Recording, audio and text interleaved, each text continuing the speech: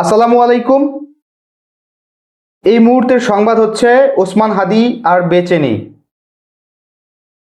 খুবই দুঃখের একটা সংবাদ। আমি আসলে সত্যি বলতে আমি কোনো দলের নই, এবং আমি বাংলাদেশের যে রাজনীতিটা আছে, রাজনৈতিক যে প্রেক্ষাপট, রাজনৈতিক যে সিস্টেম, যে ব্যবস্থাপনা, এইটা আমি একদমই লাইক করি না। This is just a fucking system politics in Bangladesh. Every team just showing their fucking mentality, fucking system. That's why Osman Hadi has passed away. কি হচ্ছে এসব? কি হচ্ছে? কেউ কোনো বিষয় নিয়ে কথা বললেই তার সাথে খারাপ কিছু হয়ে যাচ্ছে। এই যে ছেলেটা যে মারা গেল, তার ফ্যামিলির উপর দিয়ে কি চলতেছিল এই কয়েকদিনে ওকে গুলি করার পর? এখন ফ্যামিলিটার কি অবস্থা? একটা সন্তানের জন্য তার মা বাবার কতটা দুঃখ, কতটা ব্যথা, এটা শুধু মা বাবারাই বোঝে।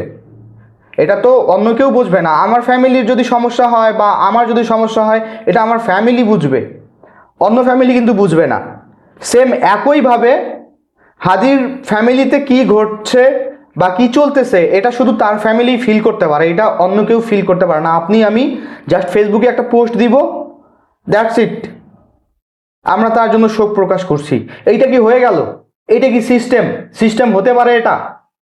এটা কোনো সিস্টেম হতে পারে না। অন্যান্য দেশের পলিটিক্সগুলো দেখেন কি রকম, পলিটিক্স সিস্টেমগুলো কি রকম। আমাদের দেশে ভাই কেন এত বৈষম্য?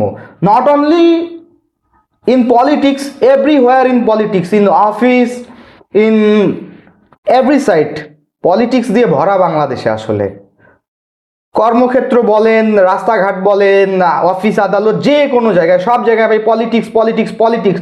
কেন ভাই এত পলিটিক্স করতে হবে? কয়দিন বাঁচবেন আপনি? কয়দিন আমি বাঁচবো? আমরা আসলে বাঁচবোটা কয়দিন? আমাদের কেন এত পলিটিক্স করতে হবে? এর পিছনে ওর পিছনে লাগতে হবে কি জন্য? আর ভাই আর একটা বিষয়, আপনি লেখাপড়া করছেন, করেন, আপনি চাকরি বাকরি করেন, ব্যবসা করেন, যে কোনো খুশি করেন, আপনার পলিটিক্সে যাইতে হবে কেন? পলিটিক্সে কেন যাইতে হবে? আমার এইটা জিনিস একটু বুঝাবেন কেউ? From my opinion, I am not like the politics in Bangladesh. This is a just fucking system. I am sorry to say, fully fucking system. আমার বাপ মা আমারে পড়ালেখা করাইছে কষ্ট করে, যাই হোক আমি কষ্ট করে পড়ালেখা করছি, তো আমি পলিটিক্সে কেন যাব ভাই? আমার রাজনীতিবিদ হইতে হবে কেন? আর কোনো পেশা কি নাই বাংলাদেশে? অবশ্যই আছে ভাই, ভালো পেশা খুঁজো। তুমি কেন রাজনীতিতে যাবা? তোমার রাজনীতিতে কেন যাইতে হবে? তুমি একটা শিক্ষিত মানুষ, তুমি তো দেখতেছো যে বাংলাদেশের প্রেক্ষাপট কি রকম। সো তোমার তো ভাই রাজনীতিতে যাওয়ার দরকার নাই। এই যে তোমার ফ্যামিলিটারে তুমি একটা ঝামেলার মধ্যে ফালাই দিলা, তোমার মা বাবা তো বুঝতেছে, তোমার ভাই বোনরা বুঝতেছে তাদের কি সমস্যা হচ্ছে, তাদের কি খারাপ লাগাটা কাজ করতেছে।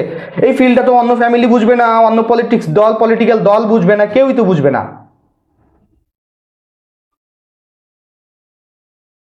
আমার নিজেরও খারাপ লাগা কাজ করতেছে। একটা মানুষের জন্য, মানুষ হিসেবে আর একটা মানুষের প্রতি খারাপ লাগা, খারাপ সময়ে কাজ করাটা খুব স্বাভাবিক। এটা একটা হিউম্যান নেচার। আমি কি বলবো আসলে, বলার ভাষা নাই, ভাষা হারাই ফেলছি। আমি জাস্ট খবরটা দেখলাম, দেখেই আমার আসলে খুব খারাপ লাগা। সব বাসায় এসে জাস্ট আমার মনে হলো যে আমি একটু কথা বলি। So sorry.